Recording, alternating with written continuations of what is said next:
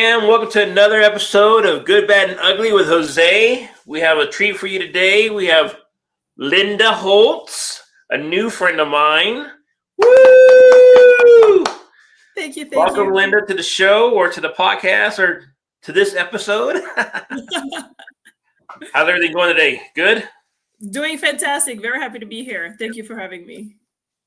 Oh, you're much welcome. I've been looking forward to this since we set it up. So, Me um, too.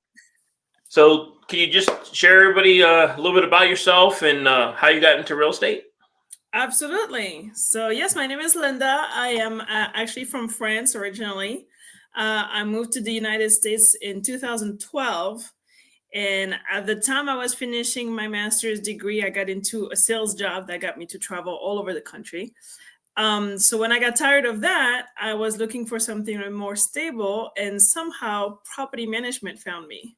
So property management was my way of getting into real estate. I entered one of those big nationwide companies as a customer service rep and climbed up the ranks and eventually decided, you know what? If I'm going to manage other people's properties, I might as well manage my own. And the rest is history.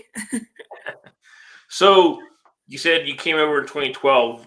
Did you already know English before you came here, or was that something you had to learn as you got it before you came? Yeah, no, so my bachelor's was in English and Spanish. Um, I thought I spoke good English before I came, and then I came and the story was slightly different at the beginning, but I guess I Right. got over it. Well, I mean, I highlight that because a lot of people find obstacles. Right. I don't know the language. I don't know the how to do things.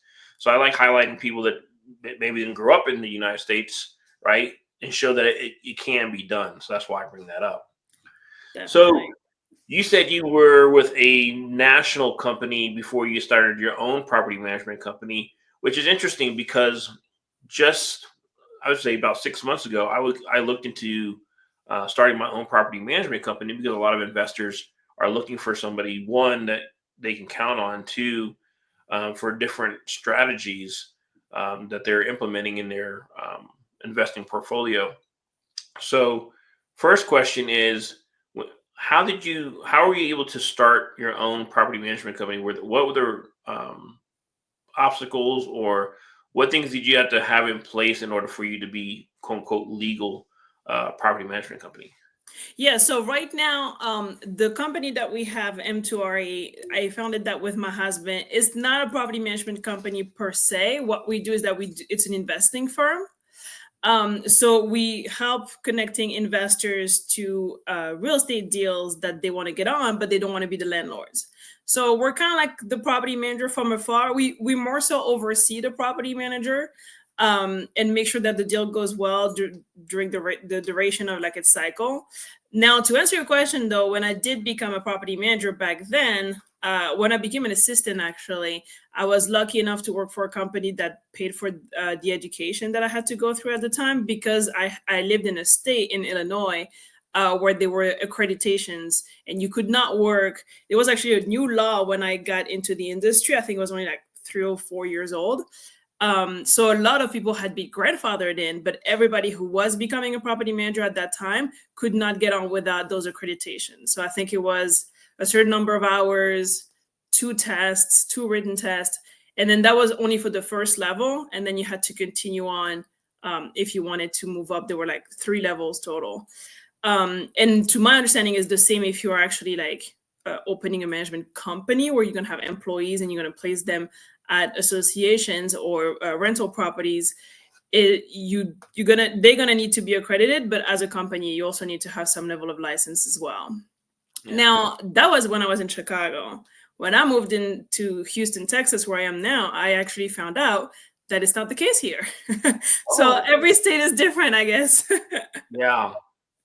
So when I would try to start my own property management company, I was talking to an already property manager in Florida, and he's like, in order to be a property manager, you basically have to have a broker's license. Hmm. And I'm like, I'm not trying to invest 3 years just to have a property management company. And I thought about, basically leveraging somebody else who already had a broker's license. And I'm like, most of the brokers I knew, they were going to want to get paid, a good penny, I guess is the best way of putting it, to leverage their license because they're taking a lot of risk um, Absolutely. when Absolutely. And utilizing funny their. enough, I actually sat on the licensing board back in Illinois and saw a lot of stories. And yes, people do take on some risk because y- it's very regulated as far as what you have to do in the states where it is regulated. Right. So that's cool. So the way we met was through um, I guess mentorship is the best way of putting it.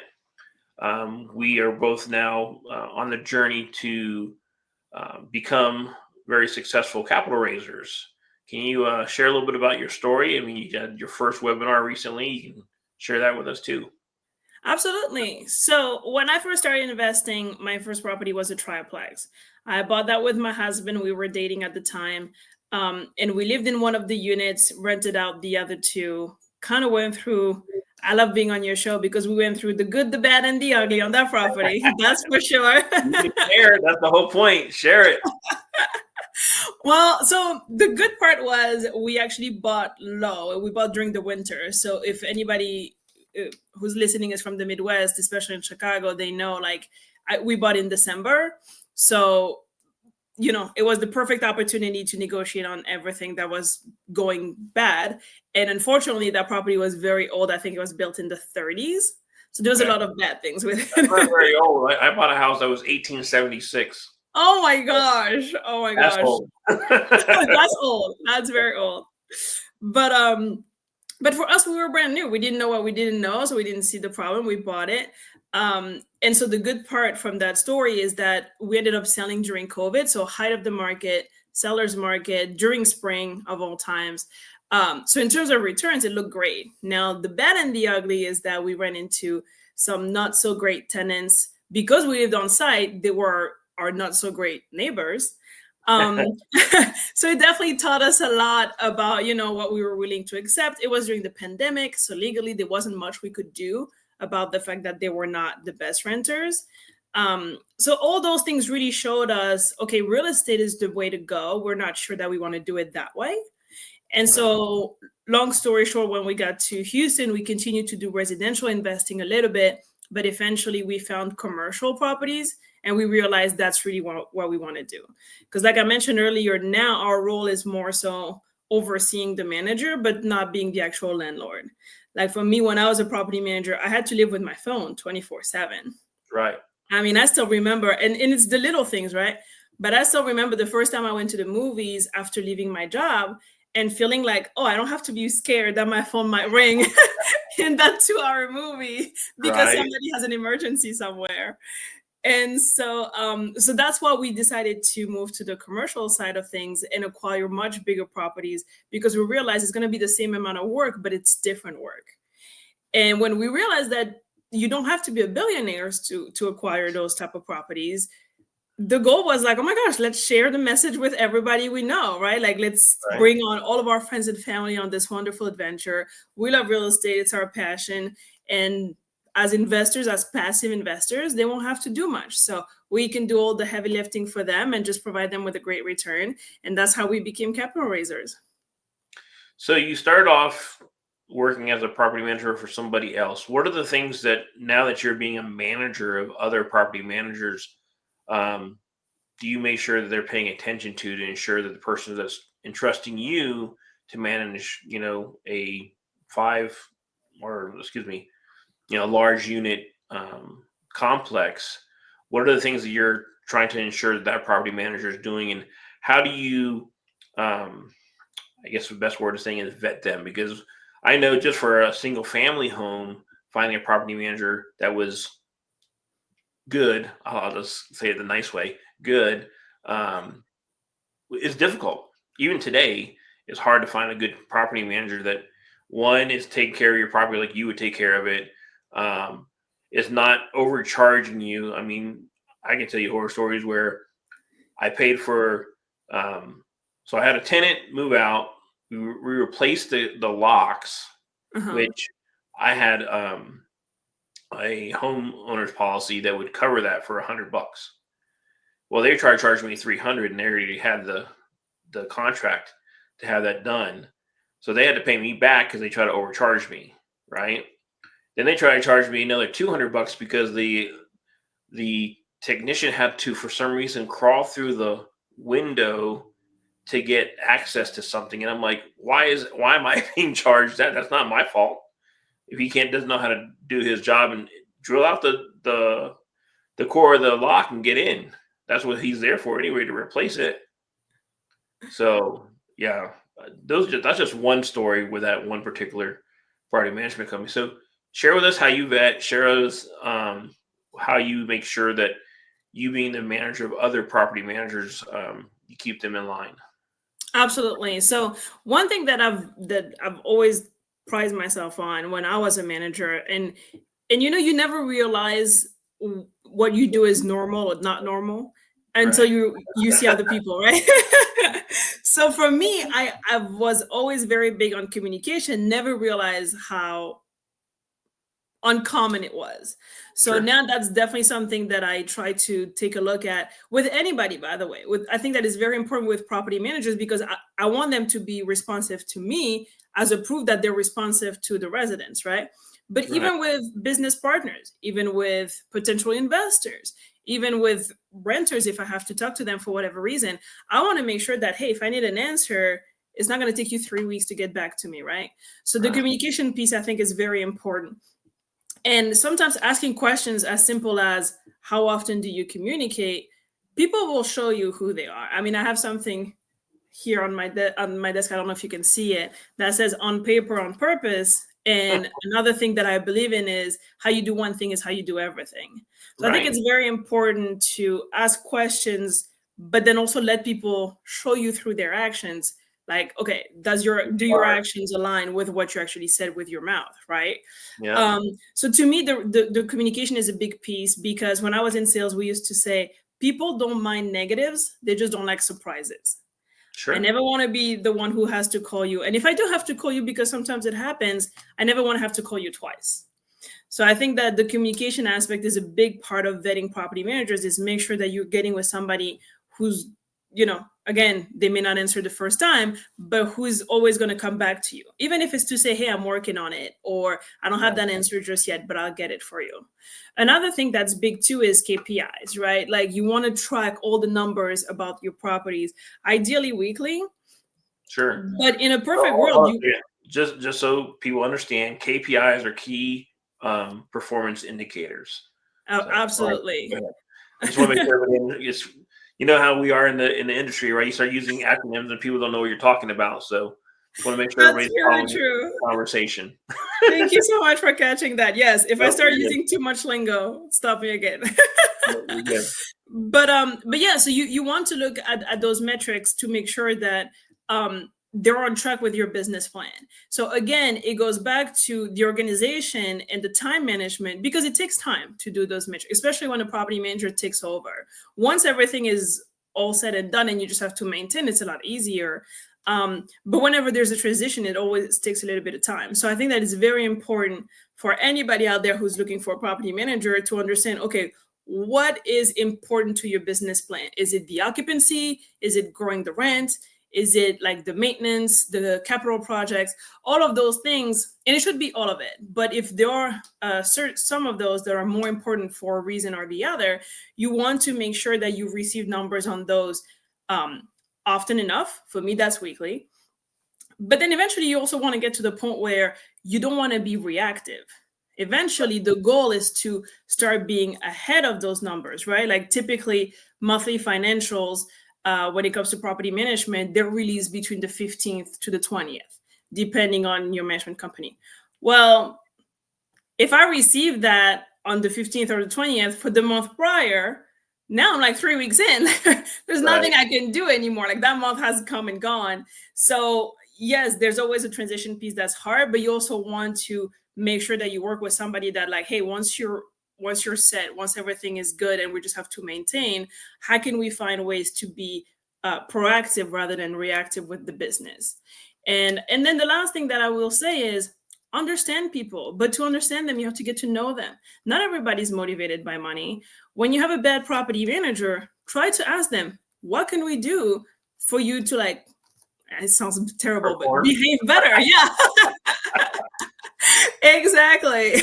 I mean, one time I was doing a property tour with a potential business partner of mine, and he was telling me that at a totally different property, the that was not getting rented, the property manager had told him like, well, yeah, I wouldn't live here. I was like, well, why? Why wouldn't you live here? Like, you do realize that this is a problem. So what motivates you? What makes you want to like make a place better for someone else where you would want to live there? Let's ask those questions. Like, what's your family like? Do you have children? How old? Like, are they trying to get into college? Do they like something specific that I can gift you for Christmas? Are you more motivated? Like, ask people, do you prefer a bonus? Do you prefer like a higher hourly wage? Like, what are some of your hobbies? Maybe you are part of I don't know, football league and you want me to show up one weekend to support you. Like, just really get to know people, because sometimes it's important to support the human. And if you do that, I really believe that they'll do a better job. Yeah. Whew. That's a lot right there. I can tell you, I tried to work mine so many different ways. It's just, it is amazing how people want to take 8, 10% of the fee that you're, or the money that you're collecting, and not earn even 10%. You know what I mean? A simple phone call, like you talked about earlier about negatives, is bad. For me, it doesn't make sense as an owner to have to chase down my particular, property manager company, or excuse me, manager, and ask them like, what is this? Like you said, I would prefer you tell me something Yes. negative than me find out and have to come looking for you saying, what's going on here? Why am I just now finding out about this? Yes. You know, I And will the say worst this. is having to go to them and they say, oh, I didn't even notice. Yeah, right. I will say this to say nice things about this. I haven't mentioned their name, but they did tell me I had a tenant literally move out a month before the lease was up. Didn't tell anybody, just packed up and left. Oh boy. And then the manager went over there to find out what was going on because they weren't responding to emails or phone calls. Couldn't find out they were gone. That's how we found out. But then it took them 2 months to try to get somebody in there. So not only did I, miss 1 month that they were on the lease, but then I'm like, what are you doing? Oh, Yes. well, legally we have to wait till the end of the lease, and then we have to do this. Excuse me. And I'm like, that doesn't even make any sense. They left. There has to be some kind of provision that since they left on their own, that we don't have to do this. Is I was so upset, for lack of better terms, because when there's no tenants in there, I had to come out of pocket, and if I didn't prepare for that by making sure I put a little bit aside each month Hmm. for vacancies, that could have hurt me. And they don't care because it's not coming out of their pocket. And that was the other thing that bothered me too, is because they would charge late fees to the tenants, but those late fees weren't coming to me. They collected Oh, them. oh, Yeah, no, and that that's should what's come to your crazy, bottom huh? line. I was like, there was no incentive for them to make sure that they were paying on time because they were collecting all these fees. I was like, you know what? You're gone, out of here. And So, that's when visions don't align. Like that's a perfect example of something where it's like, well, now it's incentivizing you to wait until they're late yep. instead of like being proactive and making sure like, hey, is everything okay in front of it. And like, yes, sometimes you may have a late fee 1 month, but you're not going to do it again. Like, that's crazy. These guys would pay half a month's rent on like within the first 7 days, and then take the next 3 weeks to pay the other half. My And God, I'm that's like, give crazy. me a break. I said, you need it. And they had this particular tenant had a co-signer. And I said, you need to go to that co-signer, have them pay a month ahead. So while these people are trying to pay half up front and half the rest of the month, at least we're already paid ahead 1 month. And Hmm. I'm not they're not technically late because they're a month ahead. They wouldn't Yeah. do it. So I I was mean, and like, that's another thing too, is like when you recognize that there's a problem, like I'm very bubbly. I'm very happy personality, but I always tell people when it's work, it's work. I yeah, mean, I have a big network. I get along with a lot of the vendors that I used to work with or still work at my properties. But at the end of the day, when it's business, if something is not working, I'm going to catch you and say, hey, this is what's not working. What do we do to fix it? Now we have a plan. If that plan is not followed through in whatever period we have to fix it, then that's it, you're out. Like I'm always very clear about like after I left my last job, I had a couple of clients come to me and say, hey, the next person might be doing this different or that, like the incorrect way. And my first question was always, have you told them? Because if you've told them multiple times, then it's like casually, I guess, then it's time to put it in writing and say, this is no, it's not working. You have until such and such date to fix it. After that, we'll find another solution. And unfortunately, when you say that, sometimes it changes things. Sometimes. Or right. So it's I think I'm picking up something subtle, and correct me if I'm wrong. So it sounds like you were in a 9 to 5 job, and you have worked yourself into your own business, right? So how does that feel to say that you have got to a point where you can say, F you to your 9 to 5 and be your own boss? How does that feel? Like freedom. And to be clear, we live in a world where you have to have multiple streams of income, right? So I don't have a 9 to 5 office that I go to anymore.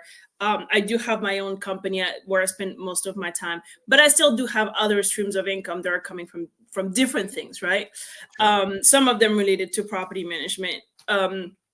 But yes, to be your own boss, to like wake up and say, this is what I'm going to do today and how I want to do it. Oh my gosh, it's priceless. It's really something else. Now, the funny thing is, and you probably know that as an entrepreneur yourself, to actually work more now. Nobody warned me about that. Nobody warned me that, like, hey, when I had an office job, and I would work from home, I would wake up at like 7 in the morning, and now I woke up at like 5. Even though my commute is the exact same, I just go from my bedroom to my office. Right. My what you call it? In most of the previous videos, some of the guests I've had on were from my community in Owners Club, and they always mention it up. And that's one of the biggest things about Owners Club is have that owner's mentality, right? A lot of us are so used to being worker bees, we don't know how to not work our business. Yes. And one of the benefits of being in that club and with a bunch of those people is to learn how to delegate, train, put people in place so that you have better use of your time, right? For example, if me as the owner, is better for me to working on relationships and finding new streams of income, like you mentioned, than it is for me to being on the phone all day talking to agents, or being on the phone all day talking to another investor who wants to borrow money for XYZ, right? I can train somebody to take those phone calls. Yes. What's the word I'm looking for? Vet them, right? And then if it meets all my criteria, then maybe I get on the phone with them. So there's a couple of layers before people get to me. It's funny because Pace Morby, who's he's actually a partner back there. He says that people that are really well off, rich people, have assistants, and there's a reason why those assistants are there, right? It's to those people are busy, they got control over their calendar, so it's better to deal with their assistant than going straight to the person that you're trying to talk to, because they know one way or another, even if you get to the person you're trying to talk to, they're just going to send you to the assistant anyway. So you might as well just talk to the assistant, because that way you save yourself some time and you don't look like you're being a butthole, Exactly. No, that's very true. So we talked about you becoming a capital raiser. So what are you? How can I put this? So you went from property manager to now doing multifamily, right? So did you choose to be a capital raiser because that was your entry into multifamily, or you saw the need for yourself for the way you want to invest, and that's why you're choosing to do capital raising? That's a very good question. So what happened was, for the people who may not be as familiar, most multifamilies are structured around 4 roles. And when I say multifamilies, what I mean is that the operating team, the team who's actually in charge of handling the day-to-day management with the property manager, there's typically the person who's going to find the deal, underwrite the deal, manage the deal, and then the person who's going to bring the funds, right? from my background in property management, I thought I would be the one who manages the deal. Mm. Like, I had always self-managed my properties on the residential side. I obviously had the background. So that's what I envisioned myself doing when I first joined. My husband and I actually entered multifamily through a mastermind program. Like, we actually joined a group where we learned everything that we wanted to learn. And from there on, from like the early stages of that education, we were like, oh, perfect. We know property management. That's what we're going to do. We quickly realized that there's a very big need for capital raisers and that it was going to accelerate. We got onto multifamily to scale. Like, we knew we wanted to do real estate anyway, but we didn't want it to take us 20 to 30 years. Right. So in order to accelerate the acceleration of multifamily, we figured if there's a need for capital raisers, that's what we're going to do. So we actually very recently made the switch. And when I say very recently, time flies, right? I mean, I feel like it was yesterday, but it was probably like a couple months ago. Right. But it was really something that came out of a need from the space, but also a want from our side of wanting to like kind of get on our next opportunity. And then Right. also feedback. A lot of people, we're the type of people who love to talk to others, who love to network, who have big networks ourselves of like friends and families. And a lot of the new connections that we were making in the multifamily space were telling us, look at your personality, look at how much you love to talk to new people, look at how much time you spend going to conferences and events. And you're an extrovert, you have a great time doing it, you should be on the capital raising side. And so it took us a little bit of time to listen, but eventually we did. Wow. I bring that up because when we first met, you kind of highlighted the fact that you were new to the country, so your network wasn't all that, let's say, big, right? Yes, correct. You had millionaires that you just pick up a phone and dial, right? The whole point is to network with people. So can you, and I think he said you kind of leverage a little bit of your husband's network because he did have some people that had some high net worth. So how did you start working on building those relationships so that you can start raising even, let's say, 300K? Because I think was that your raise for your recent one? 500. 500. Okay, that's Yes. right. It was somewhere around there. Very close. But yes, that's a very good question because you are correct. So for me, one of the reasons, not one of the other reasons I wanted to get on the asset management side of things when we entered the multifamily realm was because I thought, well, I don't have a rich uncle. I'm not really my husband and his family, he has like so many golfers, for example. I don't golf. So I was like, I don't know where to like meet, millionaires. Like I don't have a country club membership or things like that. Right. So I know a lot of people. I knew and I still know a lot of people.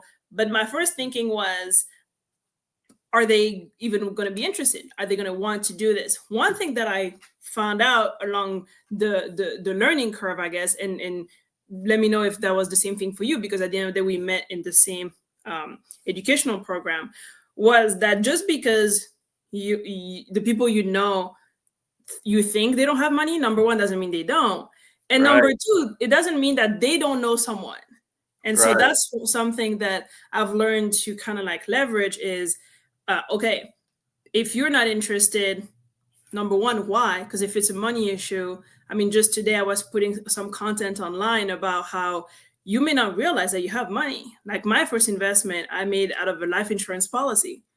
I mean, so many people invest from their retirement account and others think like, oh, you probably need $1 million. It probably needs to be cash. No, it Right. doesn't. Trust me, the amount is much lower than that. And it doesn't need to be ready tomorrow. There are ways around it.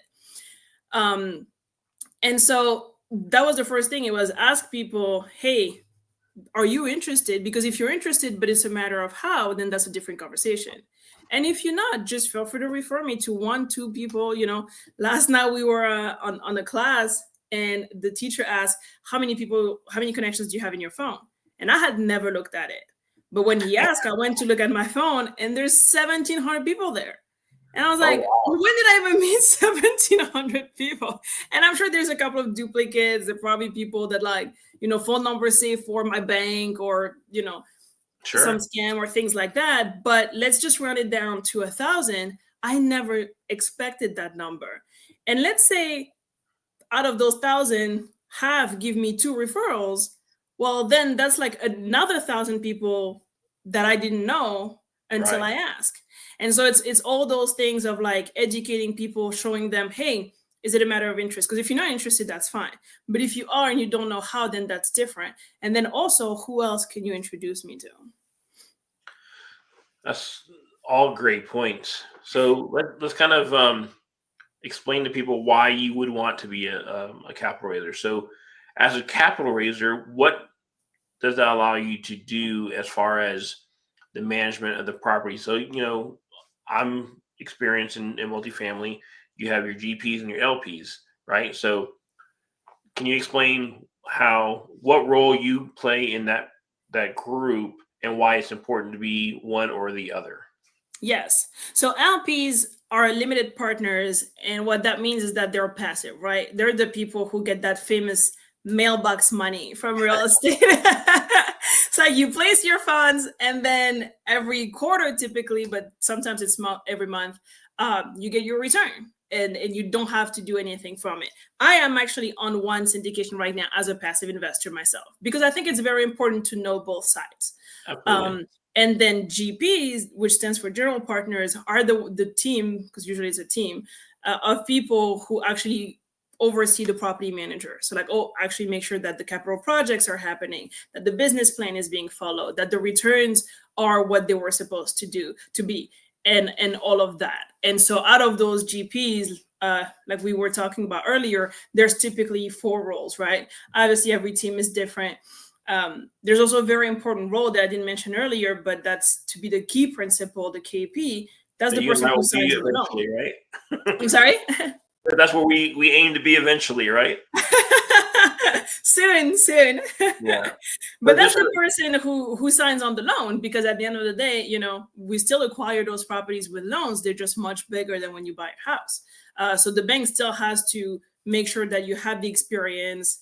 Typically, those loans are non-recourse loans, which means they're not going to go after your personal asset if you default, but they still want to make sure that you're not somebody who just got out of the boat yesterday and and yeah, doesn't own anything here, and could fly to 3 different countries tomorrow. So that's why it's another very important role.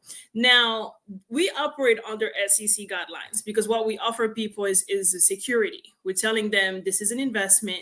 Yes, there could be a potential return, but there's also always a risk that you get nothing, right? Like, that's right. pretty much it. And so, because of those guidelines, the SEC, the Security Exchange Commission, tells us that you cannot just raise capital. That's not legal. So, a big role, again, coming from my property management background, that I take on with my properties when I'm on the GP side. As LP, you don't care, you're passive. But when I'm on the GP side, typically I'm boots on the ground.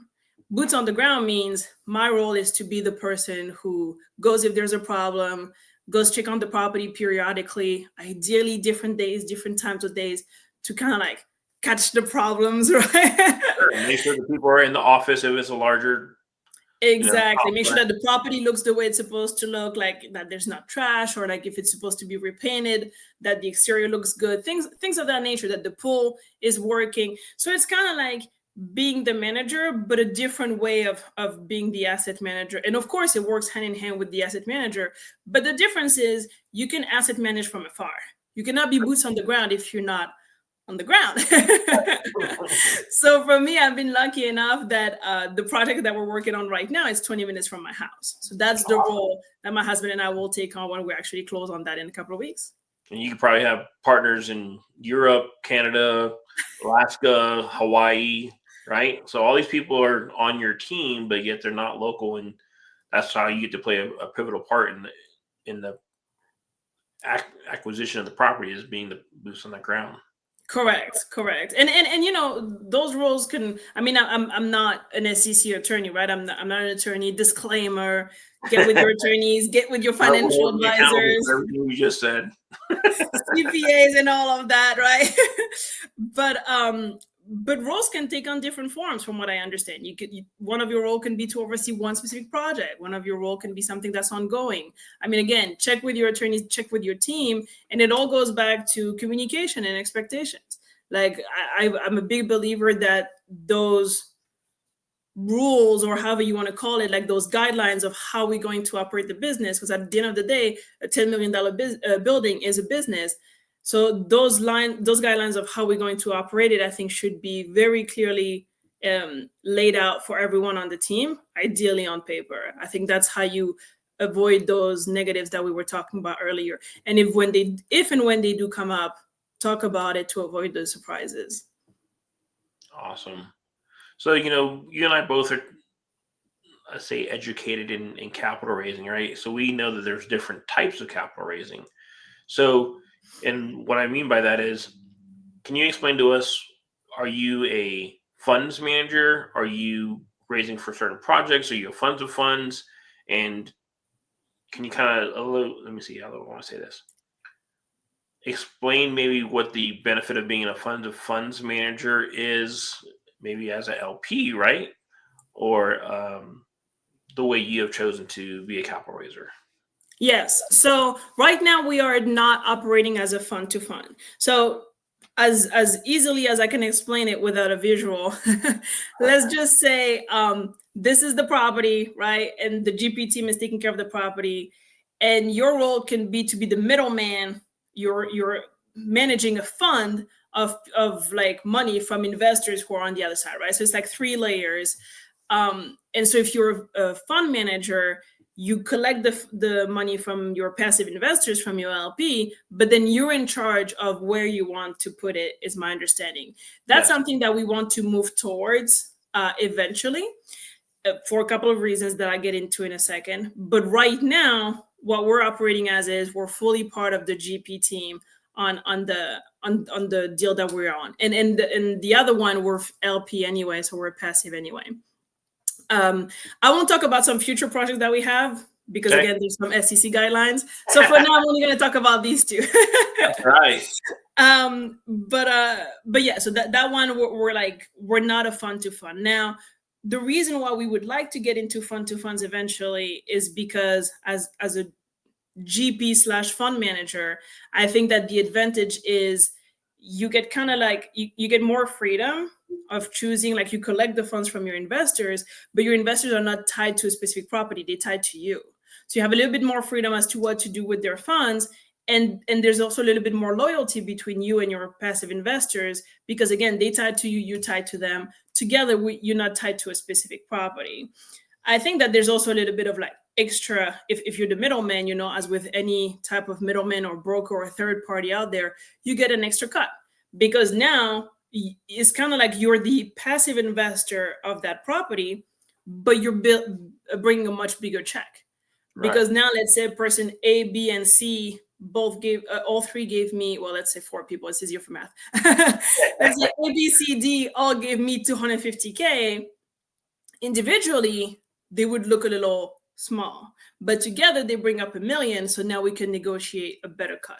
And if Right. I'm the fund manager in that case, I'm the one who negotiates the better cut with the property, because I'm the one who's bringing the $1 million and doing the extra work of finding the people, putting them under the same fund, and then coming as one to the property.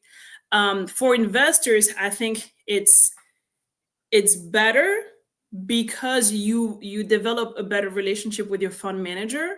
And again, there's that extra loyalty where it's like, I believe in you, you believe in me. Like, we know we have each other's best interests at heart. It's not based on this one project and what if it goes south, or based on this one property and what if for whatever reason you don't have an attachment to them. And so yeah, I think that it's a more in-depth relationship that you have with your passive investors when you're operating as a fund manager, because you have like a duty to them, like it's your fund, it's your name on the door.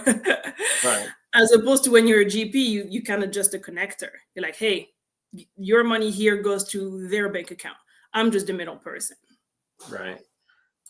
So, can you explain to people why a capital raiser would want to oversubscribe and what Ooh. oversubscribe means?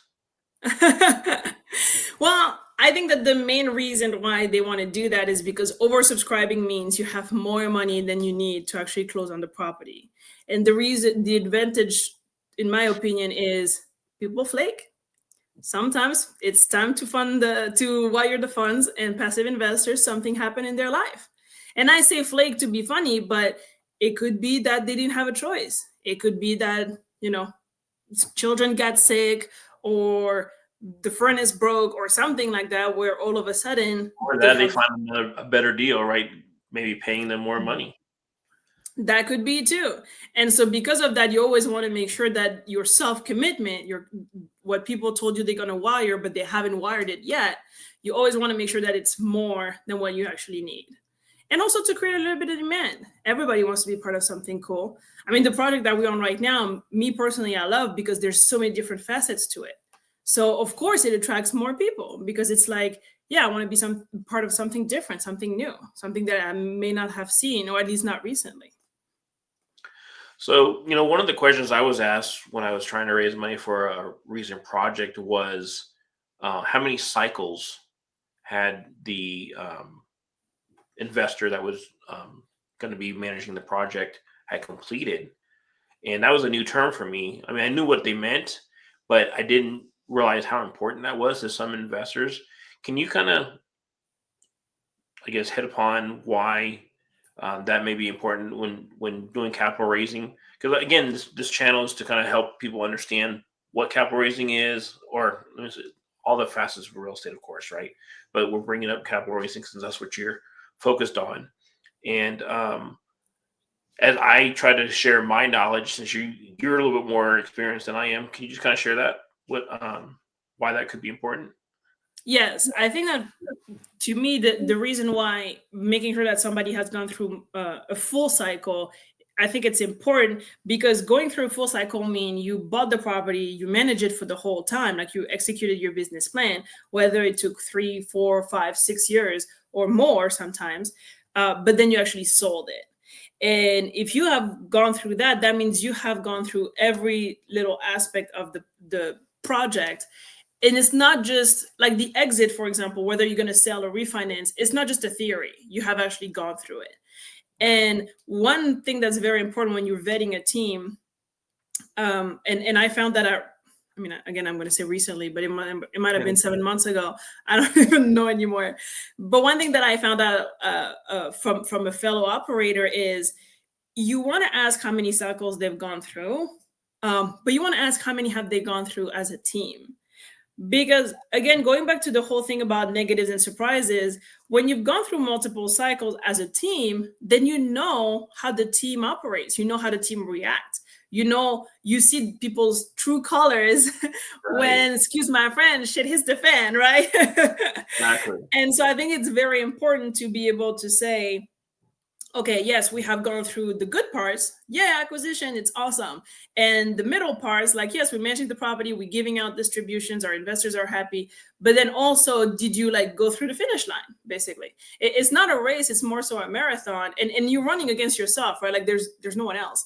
But you still got to go through the finish line, and I think that going full cycle involves that, and that's why it's important. Yeah. See, things that you learn as you start doing new things, right? 100%. Uh, yeah. So, um, But I I will I always will say that about the learning thing. Don't let that stop you. right. Um, I again, for me, I mentioned earlier that very first property that I bought. If I knew then everything I know now, I never would have bought it. But buying it was the best thing that ever happened to me, because that's what got me started. So educate yourself, but don't let the lack of education stop you from taking action. I think that's the most important part. And when you do educate yourself, then take action too, because people love to say knowledge is power. Well, I've never paid my bills with knowledge. I've never called my electric company and say, hey, I found out about your history or your CEO's past, and because Right. I know now, I'm powerful, so I don't have to pay this month. Like, that doesn't happen. You have to actually take action to see the results. Well, and to learn or to grow, right? Because sometimes you learn a lot. At least I know I have. I've learned a lot through mistakes than I have if I had not taken any kind of action. So Absolutely. there is a lot of wealth of knowledge when just taking action, whether you know the knowledge, have the experience or the knowledge up front, right? That's Yes, why and we, going through mistakes will also give you the confidence because every time you survive something, whether it's good or bad, now you know, oh yeah, now I can do that again if I had to, you know? and you know what the worst case scenario is, right? It's like that's the biggest thing in fear is what happens if this happens. Well, once it happens and you survive, it's like, oh, it's not as bad as I thought. It wasn't that bad, exactly. So, um, so let's see. You already had a bad. Tell us about a bad experience. Have you had a bad experience capital raising yet? Not really. Not capital raising, no. But I can No. tell you about well, I don't know if it's related to capital raising, but you mentioned earlier that you had an issue with a vacancy. And I had that too. I had a time where one of my houses, a single family home, was empty for 3 months. Oh wow. And when you have to pay an empty mortgage for 3 months, it hurts. Let's see. I think the longest that I went was 4 Yeah. from So, you know, August to December. yeah. And then you get into those cold months where you're like, nobody moves around Christmas. Yeah. Like, I ended up how selling much that longer am I going to property wait? during the winter time. Just it was just like I said, the property management company was horrible, so I had to cut my losses and keep moving. That was just beginning of this year, actually. Hmm. That happened. So Well, cheers to being over that and knowing right, that we're woo! surviving I this case scenario. survived. Another lesson learned. So I always like to end my podcast with your haves and your needs. Obviously, you're an awesome property Oh, thank you. manager and going to be an awesome and guru at capital raising. What are your needs? What can people bring to you that help you with your business? Yeah, true. So two things right now. I do have a weekly networking call that's meant for commercial real estate players of any kind. So that means even if you're just a newbie who's starting one to learn more just for yourself, that's where I started. So feel free to come on to that. It's every Thursday at noon Eastern. And it's virtual, so we have people from all over. And then we have all the way to people who have been doing it for years. We try to keep it fun. We incorporate a lot of music. We incorporate a lot of like breakout rooms so people can get to talk to in smaller groups, and it's not like this overwhelming group of people on Zoom where you're like, I don't know what to say. So definitely, if somebody wants to know more out there, come to that. Find me. The easiest way to find me is on LinkedIn. So find me on LinkedIn, send me a message saying, hey, can I have the link to register for that? That one is the one that I run, but I know a lot of others. Like I said, I started myself when I was a newbie by going to those groups. So I'm happy to refer you to the other ones I know. And then, of course, we're always raising capital. So if you're a passive investor out there who either is ready to place funds or who knows somebody who is, come and contact me for that too. Awesome. So just for the audience, check the description. I'll have all of her link contact information so you can get her LinkedIn, IG, her the classes she has on a weekly basis, and yeah, probably she might need capital raising, and she thinks it's something that she wants to invest in. Maybe you can partner with her.